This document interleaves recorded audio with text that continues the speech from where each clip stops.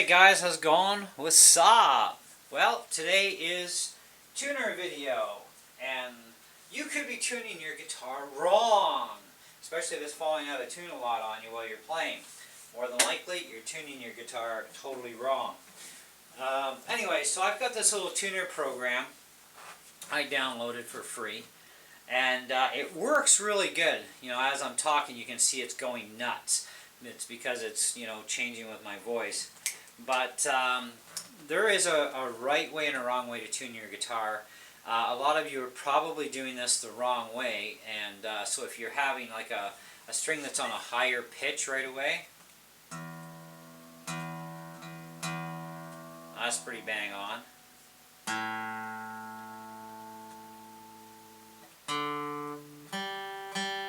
Okay, so that G string is low.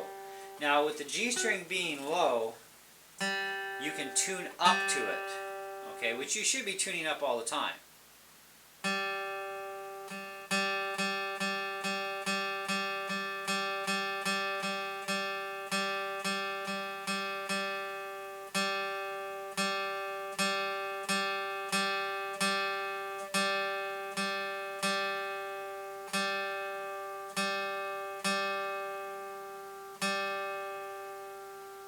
That's really good, actually. Check the B string out. Now it's high.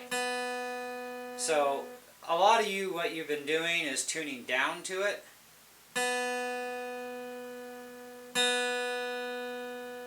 Now that's good that it dropped below. Had it. So let's go back up.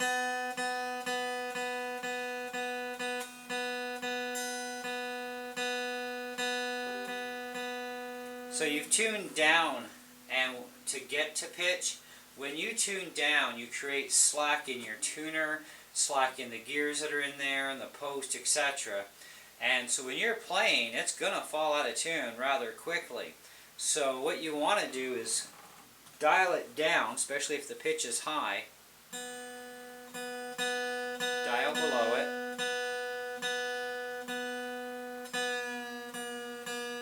And then tune up to it.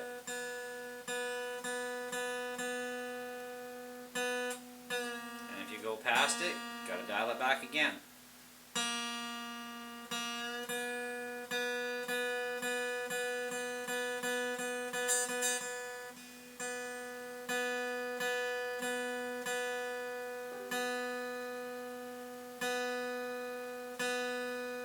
That's acceptable. It's within a few cents. It's not like it's that high up, which is way whacked out, okay? But get it as close as you can.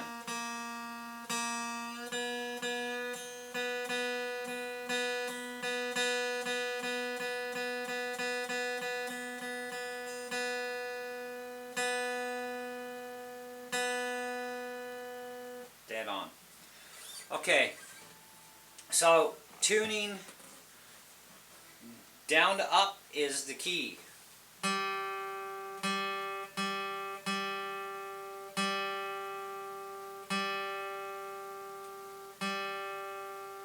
Bingo.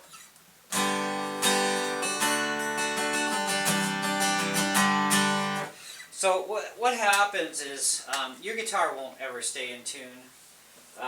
Like, it'll stay in tune to a certain point when you're playing and whatnot, but what I'm talking about is if you hang it from the wall, if you put it in a stand, you leave it in a case, lean it against a wall, whatever, your guitar constantly moves and shifts, especially with temperature and humidity, okay?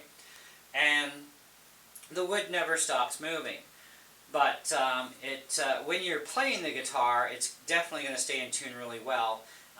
Until you do something stupid that it knocks it right out. Okay, like over excessive string bending, it'll do it every time. Will knock strings out. It'll make them go, sharp, flat, whatever.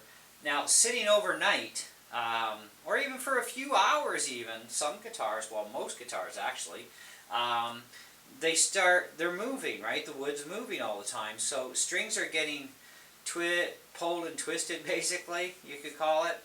And it's the nature of every guitar. I don't care if it's a cheap little thing from Walmart special or a $500,000 Martin. It doesn't matter.